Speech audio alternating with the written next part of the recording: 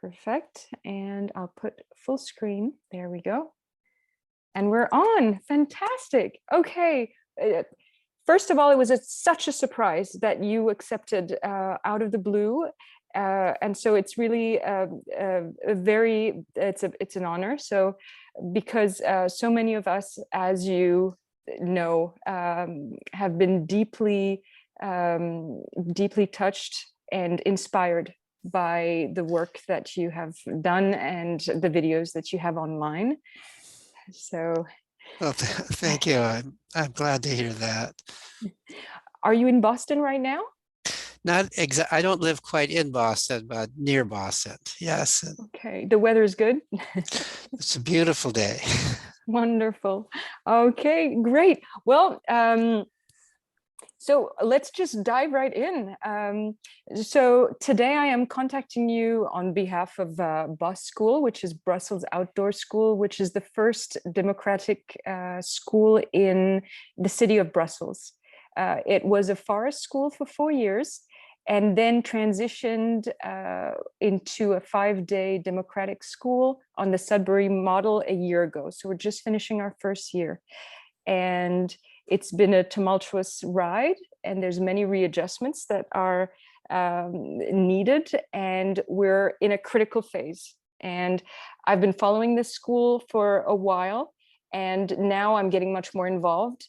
And I would like to do anything that I can to try to see how we can add some resilience to a school like this, because I've seen a few before that haven't survived past the first year.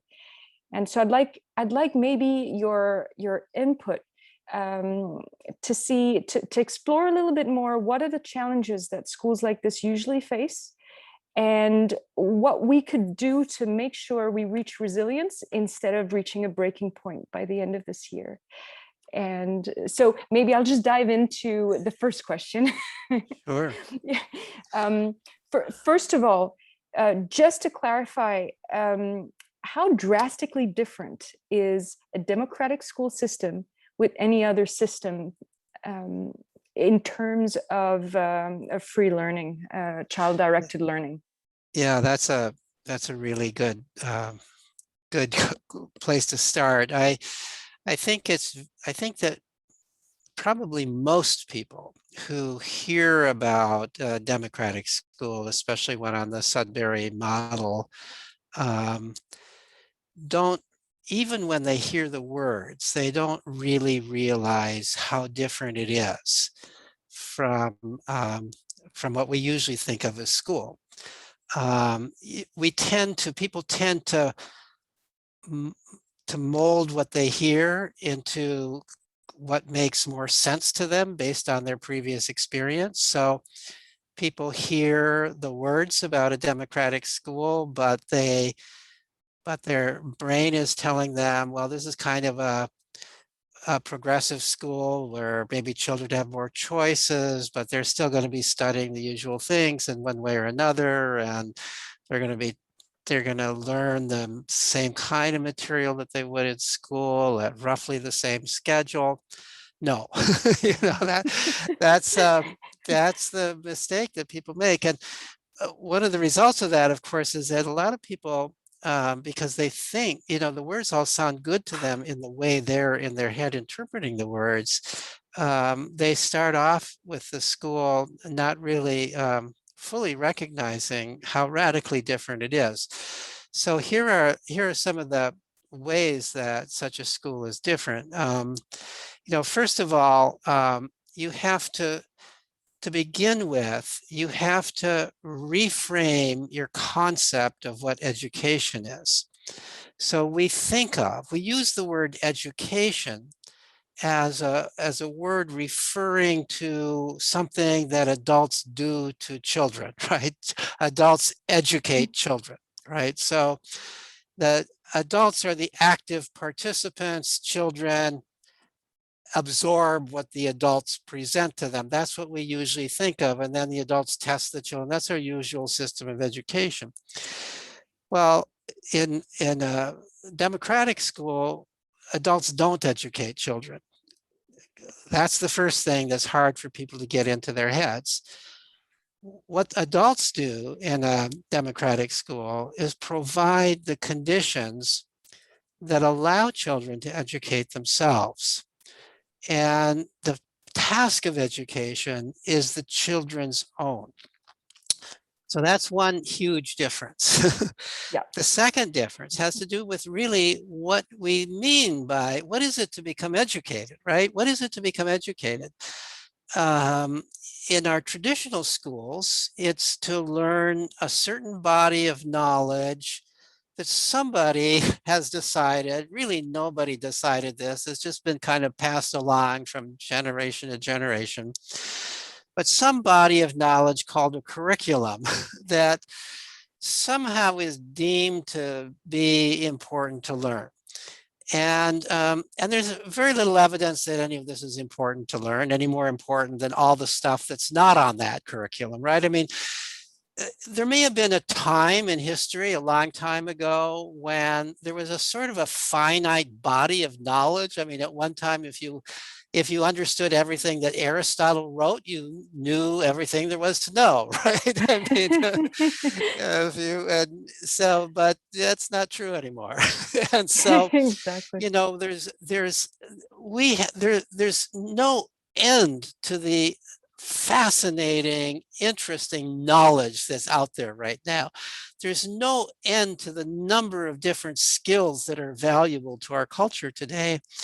Nobody can learn more than a tiny, tiny smidgen of all of that, right? Mhm. But we have a system that is predicated on the idea that everybody's supposed to learn the same smidgen. Everybody's supposed to learn the same little tiny segment of all the knowledge and skills that are out there, and that we can test them on it. And education is learning that stuff, at least learning it long enough so you pass the test, right? So the idea in self-directed education in a democratic school, education is not that. Exactly. So education, the way I like to define education, you know, we have this definition on the Alliance for Self-Directed Education Yeah. website for people who might be interested. This is an Yeah. organization that I helped to found a number of years ago. That education is everything that a person learns that helps that person to live a meaningful and satisfying, and sometimes I add moral life, Yeah. right? So that's what an education is. Now, what that means is that an education is a different thing for everybody. For you to live a satisfying and moral and meaningful life doesn't mean that you're going to learn exactly the same things that I'm going to learn for my meaningful and satisfying life. We have different goals, we have different interests, we have different, different, and so that there's no way that we could determine whether you are more educated or I am more educated. A test wouldn't do any good because we are on different tracks. We're on Exactly. different, we have different interests. We have different kinds of skills that are important to us. We have different, and so the idea that you can test for education, the idea that education is going to be the same thing for everybody, that goes by the wayside. Sometimes I'm asked, especially by people at government levels, oftentimes in Europe, who are interested in the question, well, how can we evaluate a democratic school? And and my response to that is that in my mind, there's two ways to evaluate any school. One is, are the children happy at the school? And if they're not happy at the school, that means the school is total failure, Mhm. right? And the second question is, when they graduate, when they go out into the world, are they doing okay in the world? Are they living a satisfying and meaningful life by their criteria? Are they contributing to the culture more than they're taking from the culture? Are they, if a lot of them end up in prisons or then that's probably not a good education system. Or if a lot of them end up having to be supported in one way or another because they can't make a living, that's probably not a good education system. So as long as an education system is producing people who are productive and happy and living a meaningful life and are doing more good for the world than harm to the world, that was a good education system. So you can't evaluate in the short term other than looking at whether people are Yes. happy or not. Yes. Generally speaking, happiness in childhood is probably the best predictor of happiness in the future and being a good and productive person in the future. So it's not a bad way to assess. So the other thing I can say about that is common to democratic schools, it is very, very different from our usual schools. Our what I would say is the three main characteristics of a democratic school. The first is that there is a democratic process of administration of the school, Mhm. so that the students as well as the staff members have a vote in how the school operates. The rules of the school are made democratically. That's one of the basic principles of democracy, that rules that you have to live by, you should have a voice in making those rules. So in a traditional school, that's simply not true. The rules are handed down authoritatively, hierarchically to the children, what they have to do. So that's one basic difference. School, typically there's a regular school meeting that all the students and staff members are part of, and there's generally a fairly formal procedure, although schools differ from one to another in how formal the procedure is. But ultimately, there's some kind of a decision being made in which the students as well as the staff members have a voice.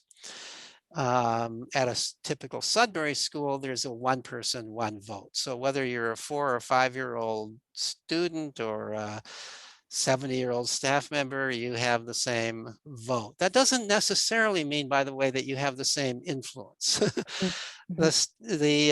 In my observations of school meetings at Sudbury schools, the staff don't hold back, and the students often are very keen on listening to the staff, because the staff are usually respectable people. They've been around for a while. They may have more knowledge. They articulate better, and so on and so forth.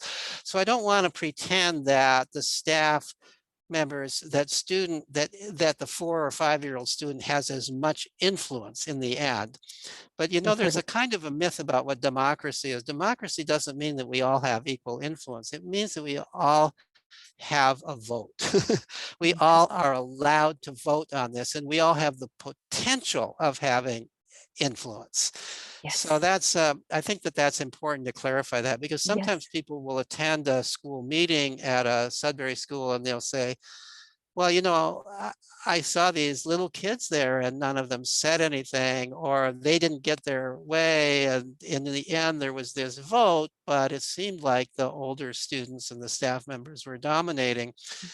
Well, that's to be expected. And in some sense, what's happening when occurs is the younger children, I think, are observing, they're learning. Yes. You still have to persuade them, because in the end, there's a vote, right? And Right. so you have to be articulating in a way that everybody in that school can understand. You're making a Yes. new rule, and this rule applies to the 4 and 5-year-olds as well as everybody else.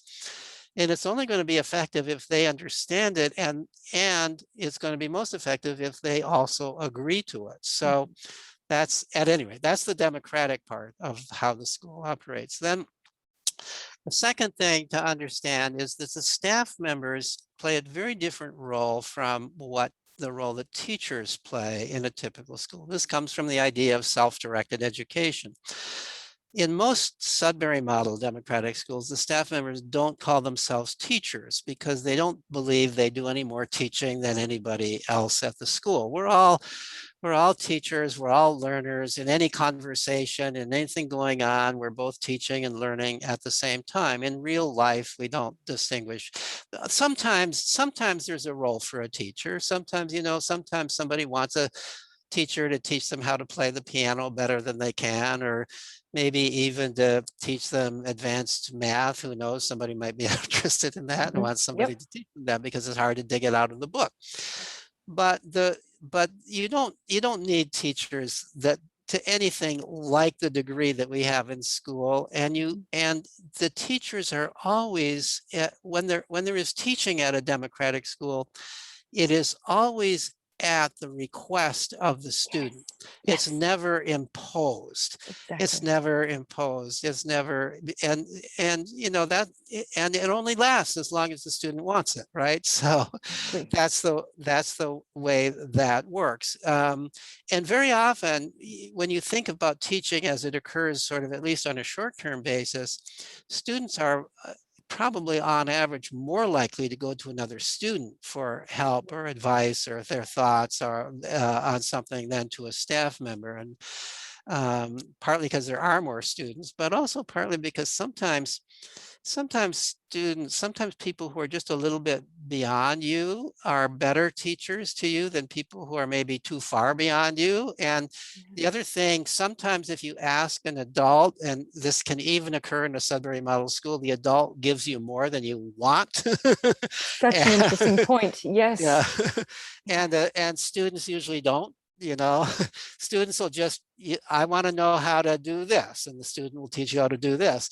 An adult might say, okay, not only that, but let me show you this Yeah, also. yeah. And now I'm getting bored. Yes. So Yes. that's okay. So the staff have a lot of administrative things to do in the school. The staff, it's important the staff be around. The staff are available to answer questions, to be helpful, they play all kinds of roles, from sort of informal counseling to students who are looking for that, to teaching when students want help in learning something, and so on and so forth. So that's the second difference. And then the third difference is that students are students are not assigned to any spaces, or they're not assigned to grades. There's no segregation of children by age or anything else. So students can move around the school freely all the time. They can, and there's no place where only little kids have to be or only big kids have to be. And a lot of the education at such a school occurs because children are not segregated by age. So younger children are always learning from older children. They're observing what older children do and they want to do that, or they're playing with older children and the older children boost them up in one way or another to a higher level of activity. It's not uncommon for children to learn how to read at such a school because they're playing with a kid who can read. Mhm. And the one who can read is reading the words on the computer game they're playing together and sort of pointing out the words. And the younger child is, lo and behold, without even thinking that they're learning how to read, is learning how to read. Yes. Sometimes I've observed teenagers love to read to little kids, just like adults often like to read to little kids. I think teenagers even more so like to do it. And you'll see little kids sitting on the laps of teenagers being read to, and that's a huge stimulus for learning how to read yourself. They're not doing it to teach how to read. They're doing it just because it's fun to read to little kids, and little kids love to be read to. And so on. It occurs in other realms as well. If you've got a campus with trees and some of the kids are climbing trees, the younger kids get the idea. Wow, I would like to try to climb that tree, and so on. So that's the way learning occurs. And the older kids, of course, by interacting with the younger kids, are in some ways learning even more valuable skills. Yes. They're learning how to care for somebody else, how to be helpful, and how they're acquiring nurturing abilities. They're also getting a sense of their own maturity because they are even a 8-year-old interacting with a 5-year-old is the mature one in the partnership. And they are also, the older kids are often being energized and inspired by the activities of the younger ones. So, I don't know how it is in Brussels, but here in the United States, teenagers often feel that they're kind of beyond the kinds of creative, fun things that little kids do, like painting or making things with clay, all kinds of artistic kinds of things that we tend to do when we're little and then we sort of grow out of.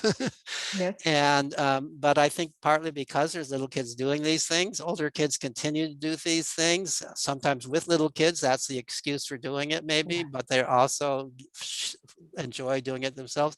They're more likely to continue playing fantasy games, which is something that people tend to grow out of if there's not little kids around inspiring them to do it. So I think that the natural creativity of young children helps to keep the older children in a more creative and energetic kind of mind than they might otherwise be in our culture.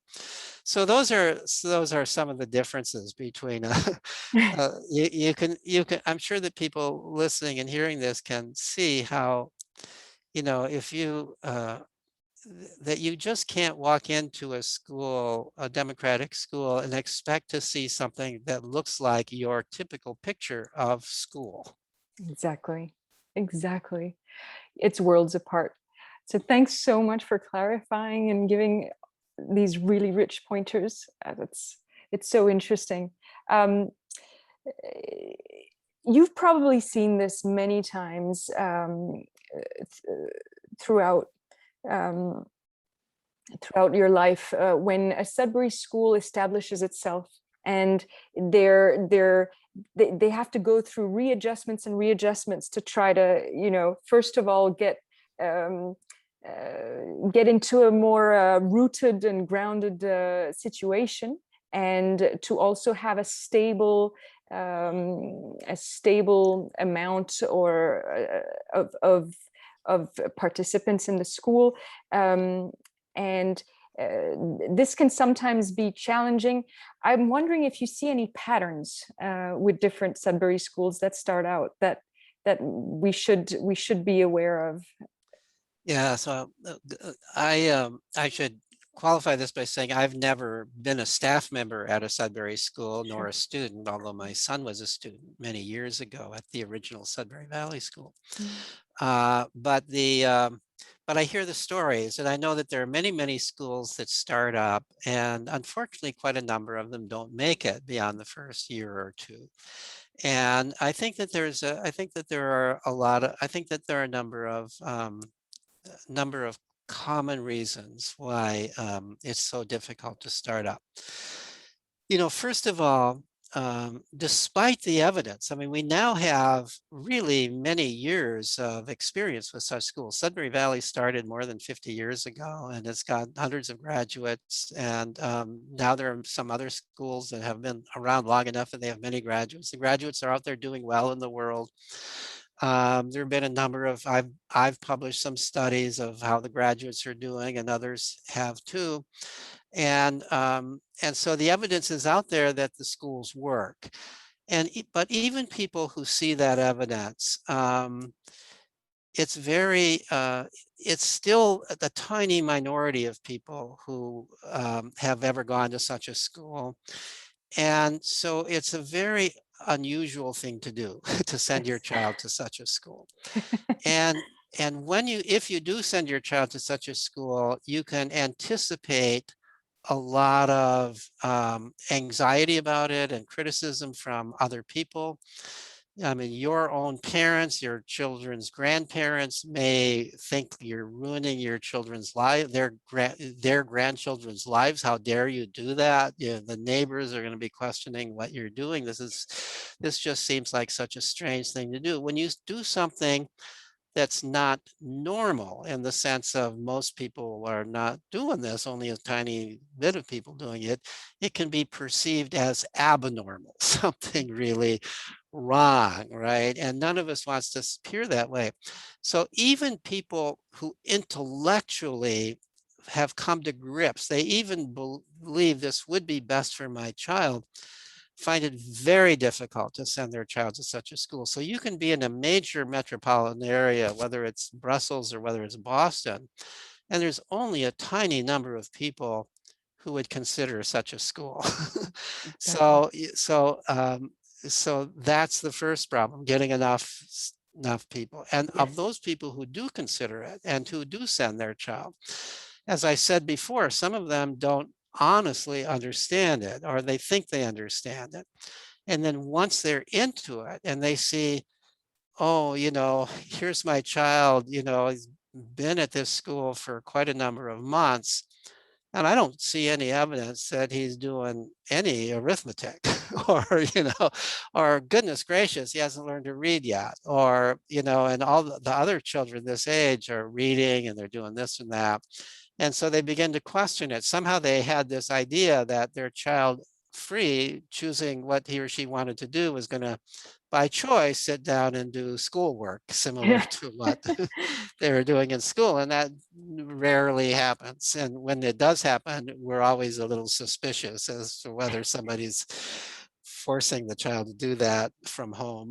So Right. that's so then there are a number of people who feel like, oh, this really wasn't what I expected. This isn't working out for my child. Maybe it would work out for some children, but my child is not educating himself at this school in the way that I conceive of as education. Mhm. You need to have a lot of trust in your child. You need to be very patient. You need to understand that that you can, there's really, except for learning your native language without an accent, there's nothing that for which there's a critical period for learning. There's nothing that has to be learned early. There's nothing that is easier to learn early than later. You can learn to read at any age. You can learn math at any age. In some ways, the later you learn it, the easier it is. So, so parents need to be understanding and patient. They need to understand that, in my studies of graduates of Sudbury schools and of other people who've taken an unschooling kind of path, Yep. everybody learns to read, including people who were diagnosed with dyslexia. They all learn to read, Mhm. but they don't necessarily learn to read at age 5 or 6 or 7 or even 8 or 9. Yes. Some of them go as late as 10 or 11. The latest I know, I used to say the latest I knew was 14. I discovered somebody who learned to read at age 18. Wow. So this was somebody, he actually went on to major in philosophy in college at age 18. Yeah. I didn't But know he either. he actually left his Sudbury school unable to read. He's the only person I've ever come across who actually left unable. He never was interested in reading. He decided he wanted to go to college. And of course, he understood that to go to college, he has to know how to read. So he taught himself to read. and Like that. and like that, really, I mean, truly. And and now I know him as an adult. He reads pretty thick philosophy books. He's a real intellectual. The interesting thing, if you're in a regular school, it's very important that you learn how to read early, because if you don't, you're really behind, because everything else that you do depends upon reading. And you also be labeled as with some kind of a disorder. You'll be seen as having some kind of a problem. And and so I would say that if your child goes to regular school, it really is important that they learn how to read early. But if your child is at a Sudbury school, there are so many interesting things to do, especially these days, that don't require reading. Yes. Yeah. that your child is developing other kinds of abilities. They're developing maybe an amazing memory, amazing pictorial ability, amazing, those parts of the brain that aren't involved in reading are being developed. And finally, but at some point, everybody, for this guy, it wasn't until he wanted to go to college. Usually it's much earlier than that. At some point in our society, where reading is clearly important, everybody finds, oh yeah, I really should know how to read now. And by that point, many of them have just picked up reading without even knowing how they learn, but some people haven't. And they just decide, okay, it's time for me to learn how to read. And they can learn how to read very, very quickly. Very fast. Oftentimes they'll ask for help. from a staff member, but it's nothing like the teaching of reading in school. It's sort of, first of all, by that point, they probably know a little bit more about reading than they think they do. They probably can recognize quite a number of words. They probably have some sense. They certainly know the alphabet. They have some sense of the sounds of letters. But you can show them there's a code here. There are these sounds that are sounded out, and they can learn to read very, very quickly when they find a need to do so. Reading is something that I guess I'm emphasizing reading because it's something that's scary to parents when Yes. their kid can't Yeah. read by a certain age. I think a lot of parents don't fret so much about math, which is the other thing that some fret about, because most parents recognize that they themselves don't know math and they're getting along okay in life, but they can't imagine getting along without knowing how to read. So Yeah, it is a point of like that brings up a lot of fears, and it's so wonderful that there is a place like a Sudbury school where the school holds, like, keeps, doesn't do any compromise. If you don't want to do something, no matter right, how long, it is respected and it's for real, and the kid really trusts and realizes this is not fake freedom, and this is for real. And right, that's an right. important support system that the school so that the kid develops trust in the system too. Yeah. I think the other challenge there are some other challenges when a school first starts. Mhm. So the the schools, democratic schools, operate best after after a few years of operation, because the school has to develop kind of a culture. You have to have Yes. people who've been there long enough, students who've been there long enough, that they kind of know how the school works. They have certain expectations. Sudbury Valley itself, which was the original Sudbury school that the others are kind of modeled after, actually closed after its first year. Interesting. I don't know if everybody knows this, Did not. but it actually closed after its first year. It opened up with a lot of fanfare, and this was at a time in the 1960s where alternative schooling and so-called free schools were very popular in the United States. A.S. Neal's book Summerhill had come out, had been translated into English, and there was a lot of interest, in some sense, too much interest. So the school started with more students than they had expected, and most of the students were rebellious teenagers. Right. Yes. And so here they were coming into a school that had no existing culture, and rebellious teenagers who were in some sense hell-bent on proving that this school couldn't work Right. Yes. were there, and they were lighting fires in the barn. They were using drugs. They were doing the kinds of things that would get the school shut down by authorities. And they were not taking the school meeting and the judicial committee that enforces the rules seriously. And there were some students who took it seriously, but you didn't have a sufficient culture of respecting the rules, of understanding this. And so here it was. You can imagine how devastating that was to the founders of the school. They had this ideal image of what was going to happen, and here was this situation. So finally, what they did is they simply said, we're closing the school. We're giving every family their tuition back. Yeah. Wow. And then a year later, they opened much more quietly with more little kids, not so Interesting. many teenagers. And over the years, then they gradually expanded. And now, in any given year, there might be a certain number of rebellious teenagers who come into the school, but they're entering a school where their own peers, the other teenagers, are telling them, you can't do that here. No, you can't use drugs here. You can't do alcohol here. The rules, the school would close down. We value this school. If you did that, the school would close down. So the teenagers, there's no kind of pressure that's more valuable towards doing the right thing than peer pressure to do so. And that happens once you've got enough students there who understand how the school works and who know how the school works. So now students are entering an established culture, and and whenever we enter an established culture, we all kind of by nature look around to see what's acceptable here, what's not acceptable here. And in a Sudbury school, because there are clear rules, it's not, people think of, oh, it's a free school, anything goes. Not true. There are clear rules. They're the kinds of rules that any group of people needs to have to get along with one another. You can't harass one another. You can't hurt anybody. You can't destroy property. And some of the rules are even things like, no matter what your age is, if you take something out, you've got to put it away when you're done. If you're, Yeah.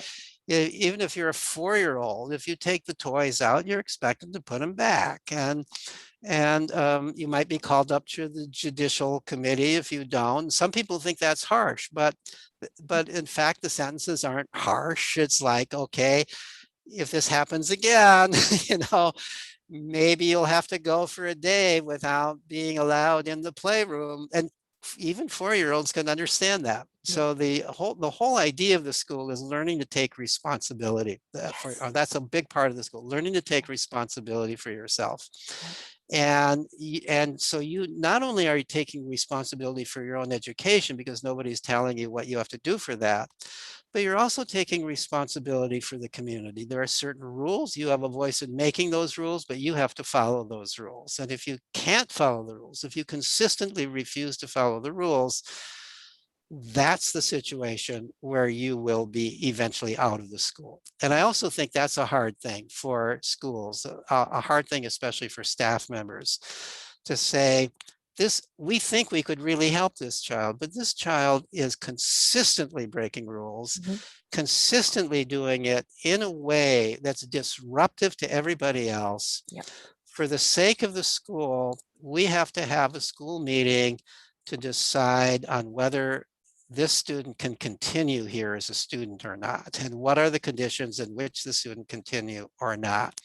And so among the hardest things that ever happens at a Sudbury school is the occasional first suspension of the school, of the student. You can't come to school unless you are ready to follow the rules, and unless you come back and declare. And then if they come back and declare and they still don't follow the rules, that truly might be the end of their experience at the school. So there are some cases where the school doesn't work for a child, and that's where the child, for whatever reason, either is unable or more often unwilling to follow the rules of the school. Yeah. And it's so important that a school abides to that, so that the culture knows that they're in a real kind of a framework, and that it's not tuitions that are more important than the values to maintain this community. And so it's an important point. Yeah. Right. I have a question. I don't know if you're finished on this, but I have a question also about, when it comes to the members of the personnel, what have you seen, and also what could be the pointers in maintaining a balance between, the fears maybe coming from the parents and them being able to be fully focused and just committed to being able to do their job at the school. How sometimes I've noticed it's pretty hard when you're getting a lot of pressure from one side, and the expectations from the parents, that end up really being imposed on the educators. And so that really grinds on them, and they have to kind of find a way to still keep this framework with the kids. Have you seen incidences of this phenomenon, and how to deal with this? Right. I think that's one of the biggest problems, and it's often a continuing problem, but it's especially big early on in the school, is parents want to have an influence in how the school operates. So, they're paying the tuition if there's tuition, and so they feel like they should have a voice in how the school operates. If they were paying tuition to send their child to a fancy prep high school, they wouldn't expect that they can go in and tell the principal of the school how the school should operate. But somehow they think at this kind of a school, because it's small, because it's supposedly democratic and so on, they can go in and that they should have a voice. It shouldn't be just the students and the staff members. So I think number one, it's very important to say to parents right from the beginning, this school is administered by the students and the staff members, not by the parents. You have the right to send your child or not send your child, but you do Yes. not have a voice in how the school operates. That may be hard for parents to hear, but they have to hear that, because if they continue on believing that they can influence the operation of the school, then the school will not be able to continue on as a democratic school. It will eventually be compromised in one way or another. Yes. And then it'll become more like just a typical little progressive school, or it may disappear entirely. Yeah. So I think it's very important that a newly founded democratic school have a clear, what might be called a constitution. This is the statement of principles of this school.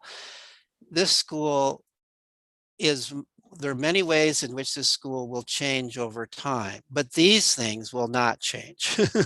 This is what defines this school. And so one of those things that defines this school is that it's run by the students and the staff and not by the parents. And that the school has the right, because schools can differ on this, but the school has the right to say parents cannot even be in the school. And I think it's actually very important that schools have such a rule, at least that they can't hang around all day at school. Because part of the children's education is learning how to deal without their parents, that's part of the whole purpose of any school in some sense. That's some value in sending your child to any school, is that you're learning how to deal with the world, including the rough parts of the world, right? Without your parents there telling you how to deal with it or protecting you and so on and so forth. And Sudbury School is a pretty safe place to do that, because there are these other staff, there are these democratic procedures. So because of age mixing, the kids are pretty nice to one another. The older kids look out for the younger kids and so on and so forth. So this is a pretty safe place to do that. But nevertheless, there are parents who really want to be there with their kids, or they want to, in some sense, sometimes the parents are jealous, the kids have all this great opportunity to be at the school. Why can't I, And so I think it's really important to keep, that at the same time, you want to be very nice to parents. You want to do everything you can to help explain to parents. I think it's very important to have maybe regular meetings with parents in which parents can air their views in a setting where it's understood this is not part of the democratic process of the school, but we're interested in hearing what you have to say and so on and so forth. And we hope you're interested in what we have to say about how things are going at the school. It's also hard for parents that they're not getting regular reports about their child. If you're sending your child to a typical school, you get something called a report card every now and then that tells you how the students are doing. And you don't get that because there are a number of reasons for that, but part of it is that the trustful relationship between children and staff members depends upon the staff members taking a very non-judgmental approach to the children, and the idea that there's some kind of protection of your privacy while you're at the school. Yes. And although parents might not want to hear this, children need a certain degree of privacy from their parents. There are Yes, things you do, there are things you say, there are ways you try out being your kind of person that you don't want your parents to know about. exactly. You know, there was a time and I'm talking about the United States now, a time when I was a kid, and even when my own son was a kid, which was still quite some time ago, when kids could just go out and play with other kids away from parents. Kids spent a lot of time with other kids away from parents. You had a lot of privacy from your parents. Mhm. Today, at least in the United States, that's much harder to do. Yeah, Parents have become so overprotective. The society doesn't allow children in public the way they used to. There's not as exactly. many vacant lots to play in. There's Yeah. no other kids out there to play with. So you're more or less in the presence of your parents or other adults all the time.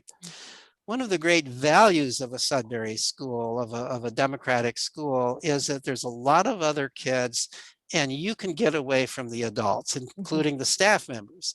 But even if the staff members over here, you can trust that the staff members are not going to report it to your parents unless they have a discussion with you. And there's, you know, there are situations where staff members do feel compelled to report to parents, but that always involves a meeting that involves the students and the parents. That would be, for example, if the child has done something that would warrant a suspension from the school. The parents have to know that. The parents have to know what it was, why it was, and so on and so forth. Yeah. But short of that, you know, I think staff members often will say things optimistically to the parents, which is a good thing. They'll say, you know, oh, you know, your kid is doing fine. We love your kid here, and so on and so forth. And parents like to hear that, but that's the same thing you would say if you were an uncle or aunt, or you know, to the child. And but you're but not reporting any details, not reporting minor problems that your child is facing at the school, not you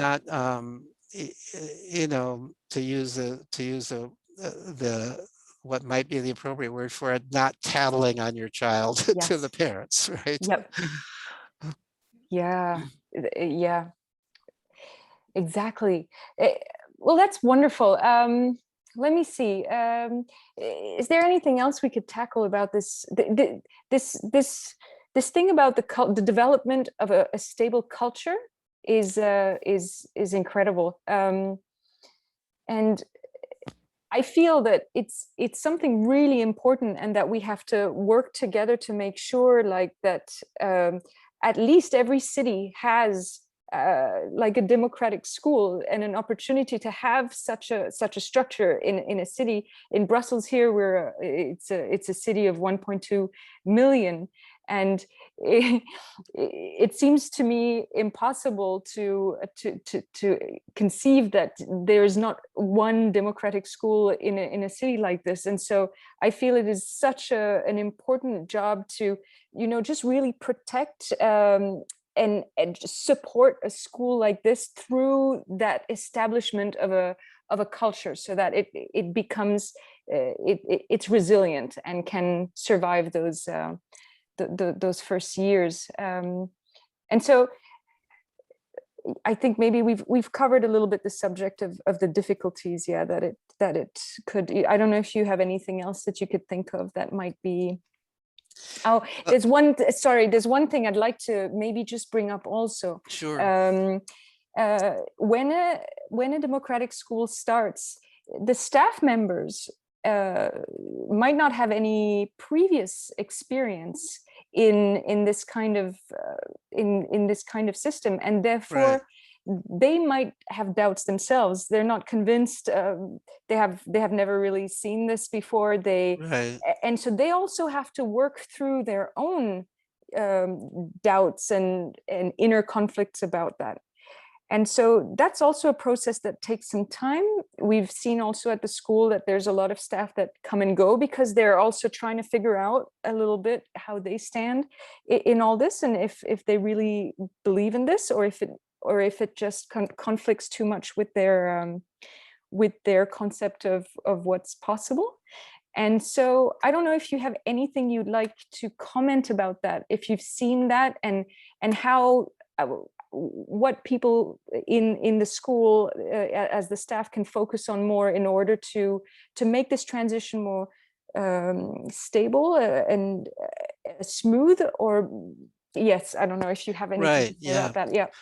Yeah, no, that's a really good point, and it's always a situation with new staff, and again, that's also part of the maturing of a school, where you've got some staff who've been around long enough that they've learned to trust the process. They've Yes. learned, Yeah. and those staff who've been around long enough can advise and reassure and help train new staff on, when do you intervene, when do you not?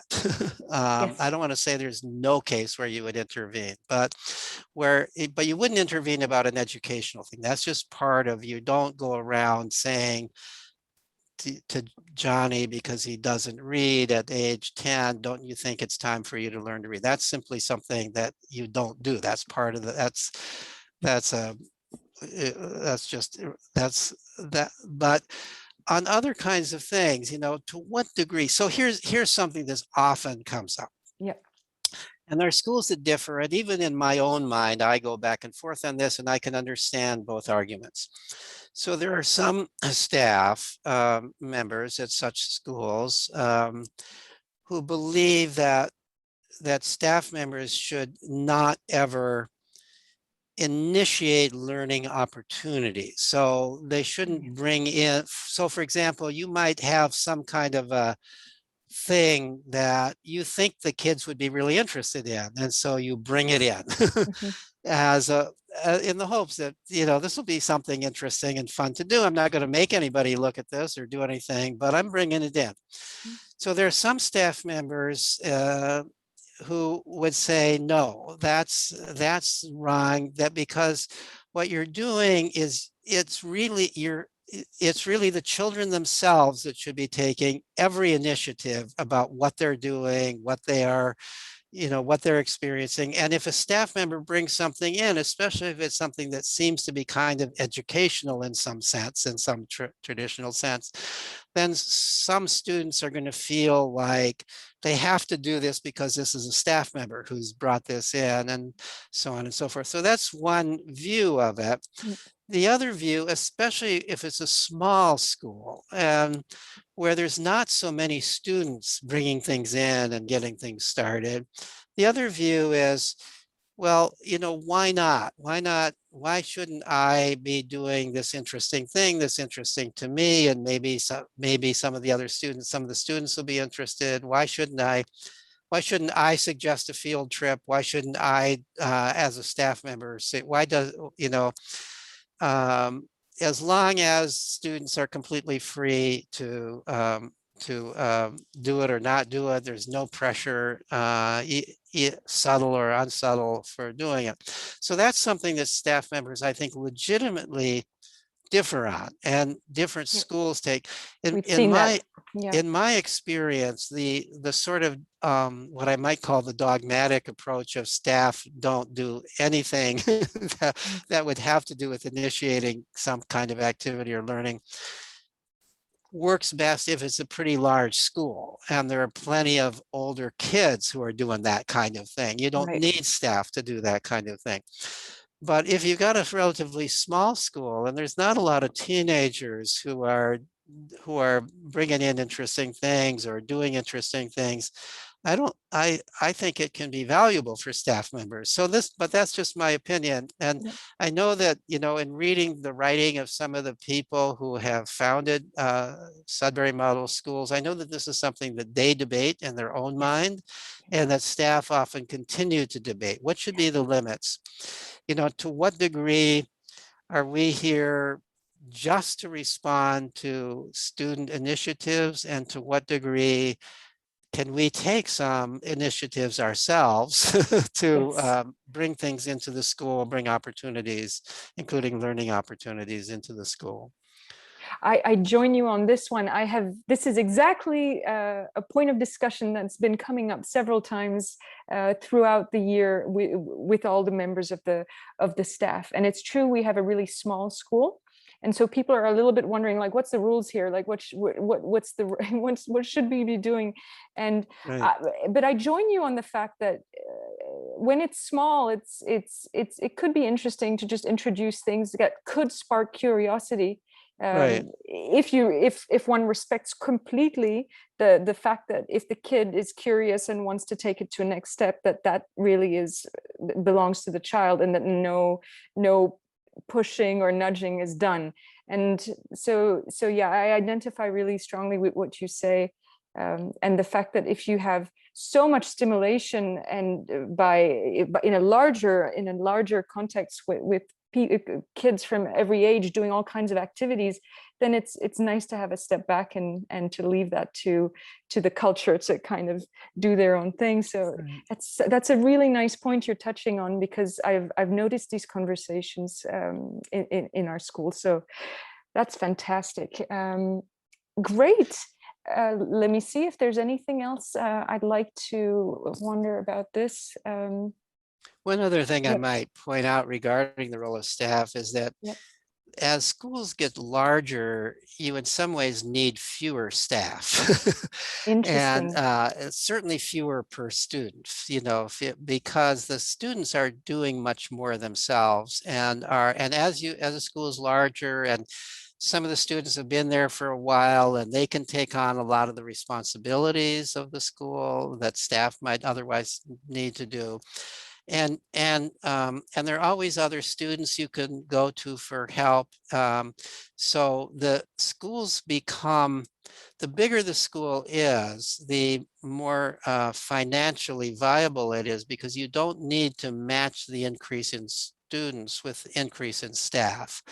You Very can interesting. have, there are some schools, for example, that start off with maybe 7 staff members for 30 kids, and Sudbury Valley at some point had on 200 kids, and they had 8 staff members. So Yeah. the ratio doesn't need to be maintained of students to staff. A lot in typical progressive schools where staff play a huge role, teachers play a big role, in some ways being a teacher is a much more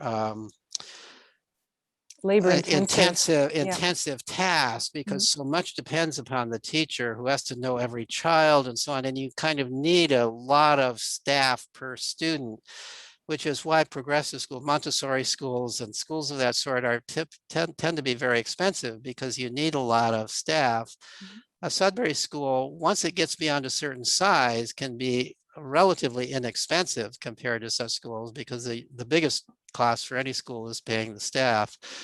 And of course, that's another thing regarding a school starting, is you need to have some kind of a financial plan. How's the school going to support itself, especially through those early years? Yeah, very often you have staff who are volunteers or who are working for very low pay, but as committed as they are, that's not going to continue forever. They're not going to be able to continue working for low pay or for no pay.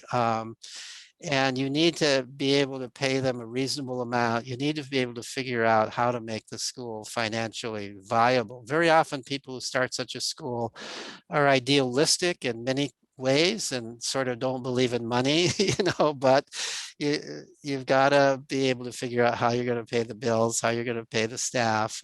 You have to charge enough for tuition. If you're going to have students who come for reduced tuition or no tuition, you have to be willing to charge a little more for those who can afford it. All of those things, those financial problems are one of the reasons that schools don't make it.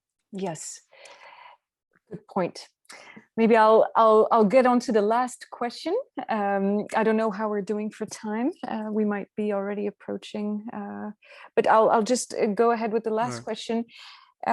You've shared this many times before through what you've written and what the talks you do, but maybe you could just mention briefly here why you think that democratic education develops specific skills in kids that other systems do not allow that to be possible, that are critical to be able to adapt to the world we're coming into, and to become to be able to generate creative solutions, and also to live a life of meaning, as you said at the start of the interview. Right. So, we live in a world today where the kinds of skills and information that are taught in school are not really that important, as important as they were in the past. We don't need people who've memorized a lot of information. We've got these things right here. Anything you want to know, you push a button and you find out. You don't need to hold it in your memory. Yeah. You can use your brains for more interesting things. Yeah. So we don't need people who can do routine calculations carefully, because we've got computers for that. We don't need people who can tolerate long hours of doing boring work because we've got robots, we've got computers, so what is it that we do need? We need people who have what is basically, the question is, what are the human skills that can't be replaced with robots and computers, right? Yeah, Because those are the exactly. jobs that are going to be out there. Yeah. First of all, we need people who are really good at getting along with other people.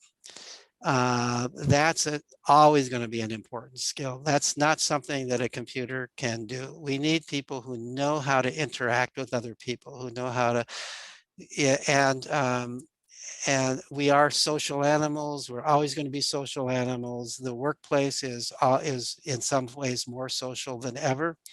And so at a Sudbury school, children are interacting with one another all the time. There's constant practice in how to get along with diverse other people, including people who are different age from you, have different ideas from you. How do you get along with these people?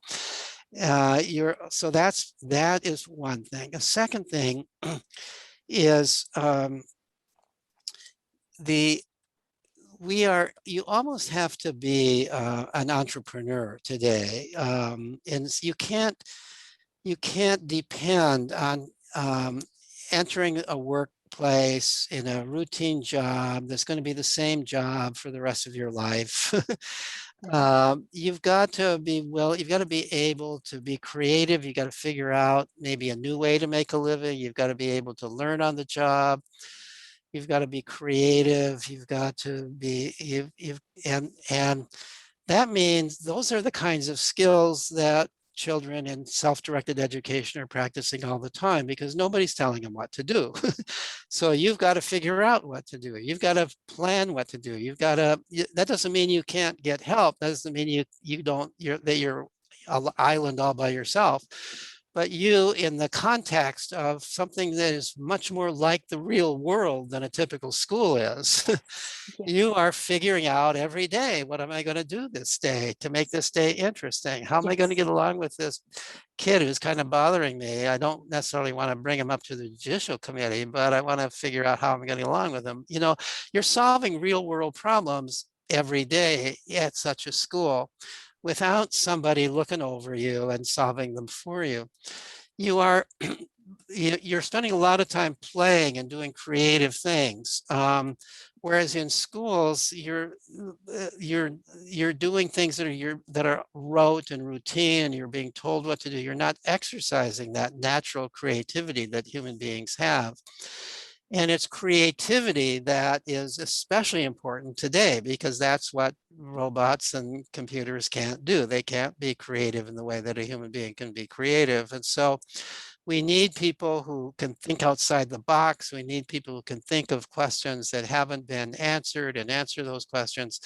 And children, when they're playing, when they're exploring, they're practicing this all of the time. They're learning how to take responsibility for themselves, because they don't have somebody micromanaging them and usurping the responsibility for them. You grew up, one of the things that I observe about graduates of democratic schools is they don't, there's a tendency in our society, in some cases it's understandable, but I think we go too far with it, to blame other people, to blame the world for for our fate, right? You Yeah. know, I had terrible teachers, or my parents were awful, or I grew up in this. If you grow up in a self-directed environment in a Sudbury school, you learn to take responsibility yourself. It's harder to say it's all the fault of somebody else, right? Yes. And I think schools almost train you to believe that it's the fault of somebody else. If you buy into the school message, this basic school message is, do what we tell you to do and life will be good for you. Don't do what we tell you to do and life will be bad to you. So you do what they tell you to do, and wait a minute, life turns out not to be so good. Oh, it's the fault of that school. But at a Sudbury school, nobody's telling you that. You know, nobody's telling you. It's up to you. It's completely up to you. So you learn to take, and as part of the social development, you're not only communicating with other kids on a regular basis, but at the school meeting, you're learning how to, and in the judicial committee, where if you've been brought up accused of something, you learn to defend yourself. You learn to present your point of view. You learn to argue your case, if you will. And that's a valuable, I mean, certainly for getting a job. One of the reasons I think that graduates of democratic schools do so well in getting into competitive colleges, if they want Yes. to, Yes. is that they interview very well. They often are interviewed because they don't have the usual documents to Reports. Yeah. send. Yeah. Yeah. So you know what, the college or university, if it's a good college or university, they're not just going to throw the application out, because this looks like somebody who's potentially pretty interesting, right? So how are we going to find out? We better invite him for an interview. And the experience is that these young people interview very well. They're not afraid of talking to adults. They're not afraid of looking at adult in the eye. They're not afraid of saying what they really think. And if they've decided to go to college or university, they have a good reason for doing so, and they're able to articulate what that is. Yes. And if they're going to college X, they've done some study and they know this is why I want to go to college, and they can tell the admissions officers that. Yes. Oftentimes I'll give you one example, that one of the graduates of Sudbury Valley School many years ago went on to major in economics at a rather competitive school.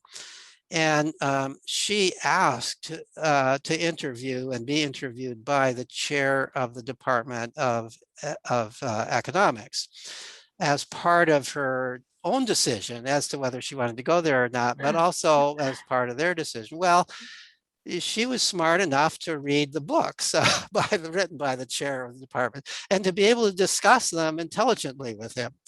And I'm sure, this doesn't happen on a routine basis. And so I'm sure that professor immediately called the admissions office and said, this girl is brilliant.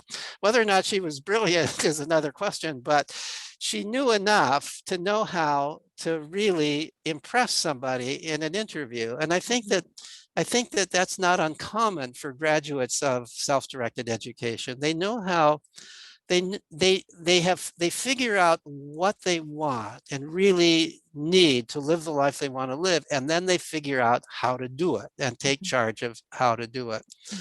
And because it's genuine, it's not fake, it's genuine. She really was interested in economics. She really did find those books interesting. She had heard of that professor. That's why she wanted to go to that college. And so this wasn't fake. And I mean, you can't just really fake this and make it impressive. So because it's authentic, and then there's a final point that I want to make that's kind of related to the point that I just made with this story about this young woman. And that's it.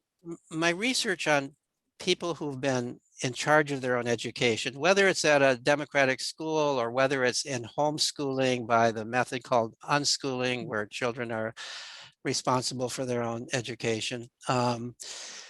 What I find is that a very high percentage of them go on to careers that are direct extensions of passionate interests that they developed when they were children. Because they've had so much time to play and explore, and they've done different things, a large number of them, not everybody by any means, but I would say about 50%, get passionately interested in some endeavor, and then they figure out a way to make a living doing that. And you know, so how lucky they are. They're going on in a career which is for them play because it is what they really love to do. We live in a world where there are so many different ways of making a living. If you are really motivated to do it, and if you're really good at it, that almost anything that you're interested in, you can make a living doing it. Not everybody can, and there's often a risk, and you may fail, and it's not going to always work. But for a very high percentage of graduates of Sudbury education, it does.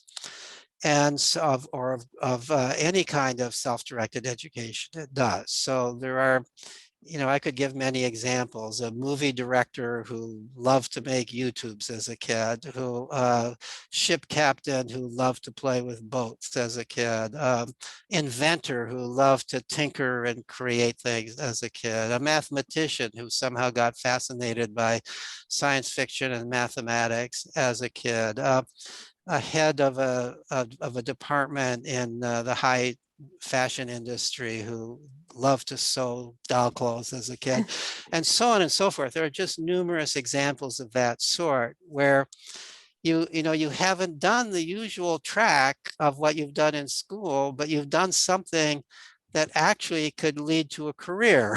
You know, you haven't done it initially because it could lead to a career. You've done it because it's fascinating to you, and lo and behold, you then because you want to continue doing this, you go on to a job in that, a career in that realm. Thank you so much, Peter Gray, for having this moment that we could exchange. It is such a privilege, and I come out of this conversation so energized.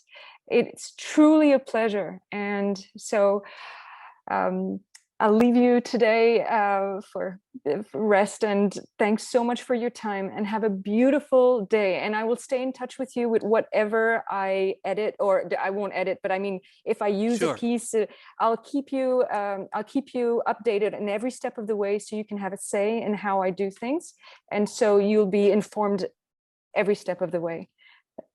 No, it's been a pleasure. So thank you, and Thanks good so luck with much. the school. Yes, thank you so much. Have a lovely day. Bye bye.